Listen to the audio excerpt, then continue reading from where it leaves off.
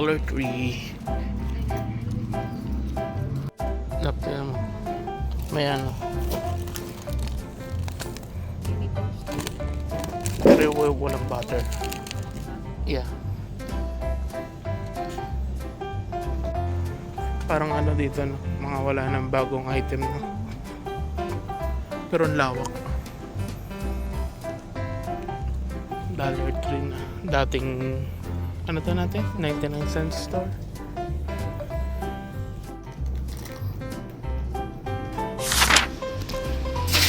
Ito naman kami sa TJ Maxx mag-ikot.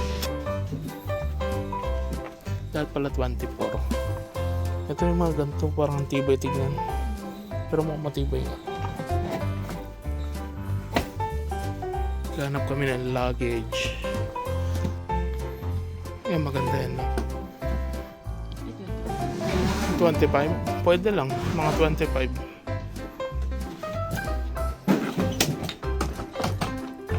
Naghanap kami guys ng luggage. Kasi kailangan namin sa 26.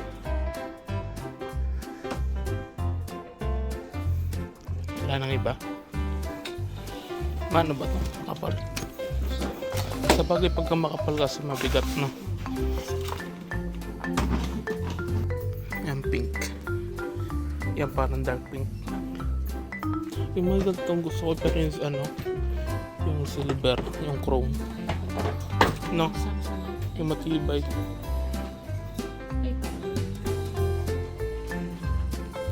Tingnan mo yung spatula lab. Ayan sa gilid.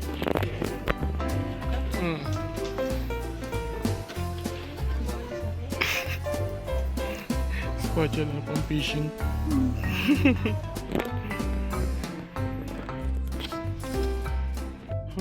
Ganda niyan. Laptop.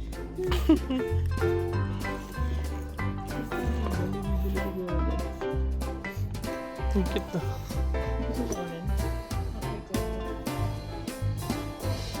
Ano ba yung scratcher? Kaso for sure, sira agad yun sa kanya. Lakas na yung nilabas nga ni Jeric doon. Sira agad. Circles.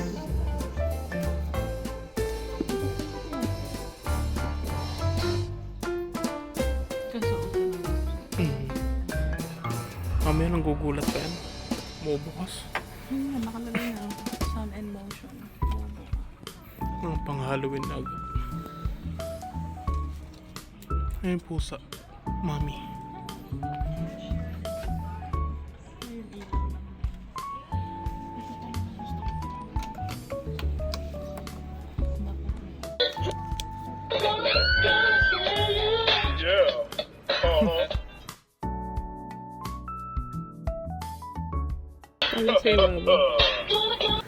Dito kami guys, papa-change oil. Papa-change oil namin yung Lambo. Lambo ni Mal. Sana all! Kilala niya ata tayo, hindi na ako tinanong.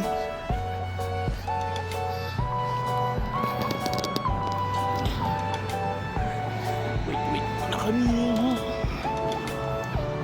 Change oil. Dito ako nagpapa-change oil guys.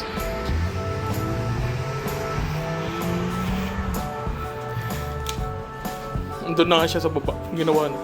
Pero tatanungin niya ako kung anong oil. Baka din rain niya na.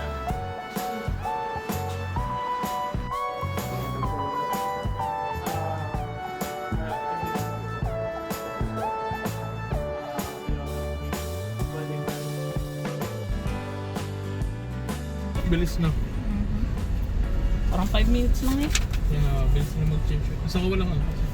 Walang pila. 102. Full synthetic one way. Mura na yan.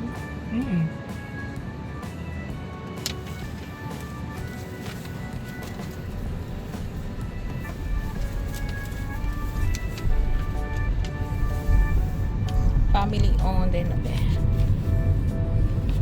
Family owned yung ano.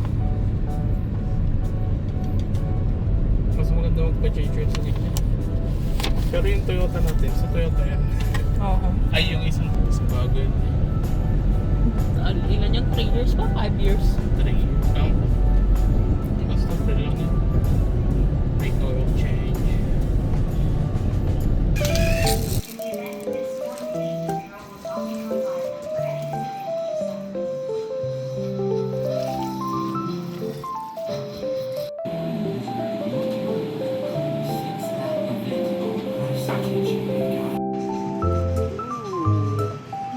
Mangoes.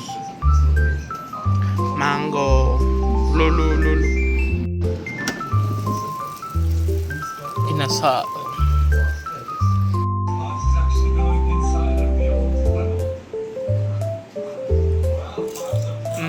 Yummy. Good. Ang luto eh.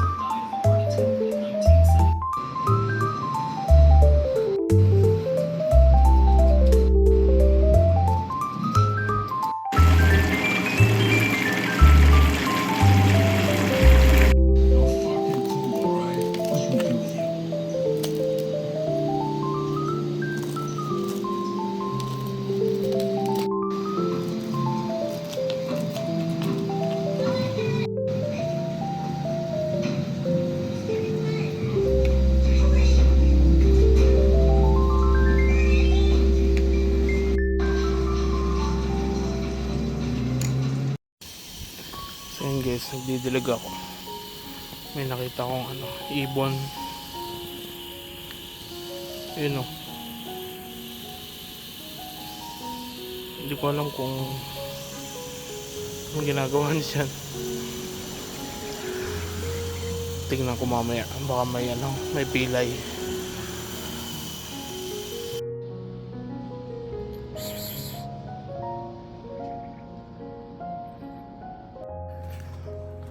So yan guys, dito pa rin yung ibon.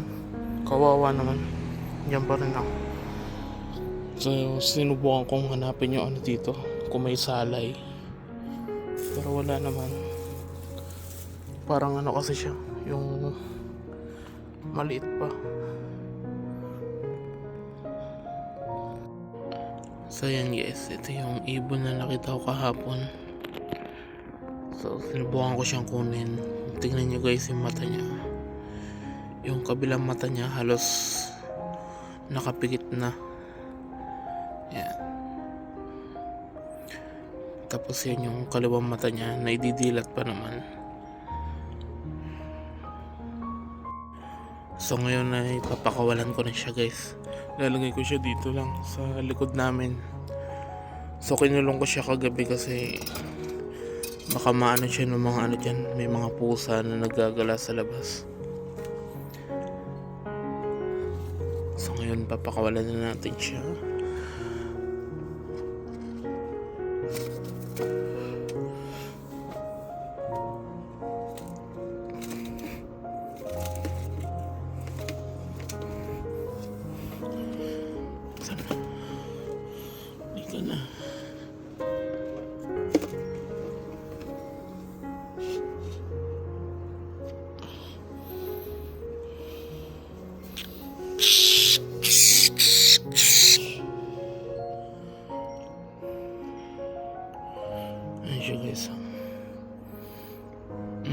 Ngayon didilat niya na to.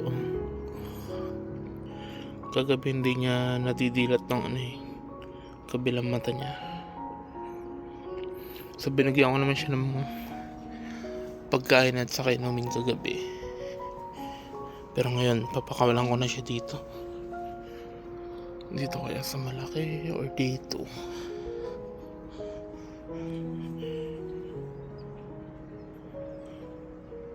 Dito ako muna siya papakawalan.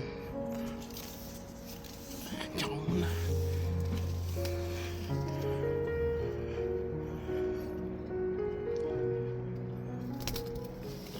Yan o. Ilipad. Parang mahina eh. Tingin ko bata pa siya.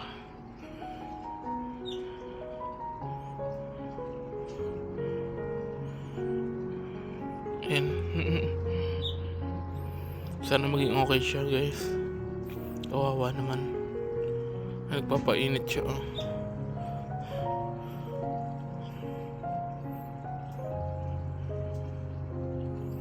Hindi ko alam kung bata pa ba siya o ano, or may edad na. Pero hindi siya makalipad ng mataas.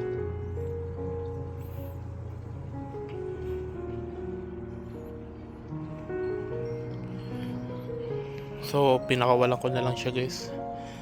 Kasi wala rin naman ako magagawa. Hindi ko naman alam kung paano magagamot yung mata niya. Pero sana maging okay siya.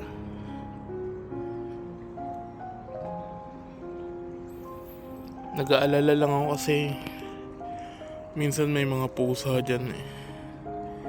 May mga outdoor cat na lumalabas. Makakasimaan siya makain. Pero sana maging okay siya. Titignan ko na lang siya dito. Sana makaakyat siya dyan sa puno namin. Dito sa likod.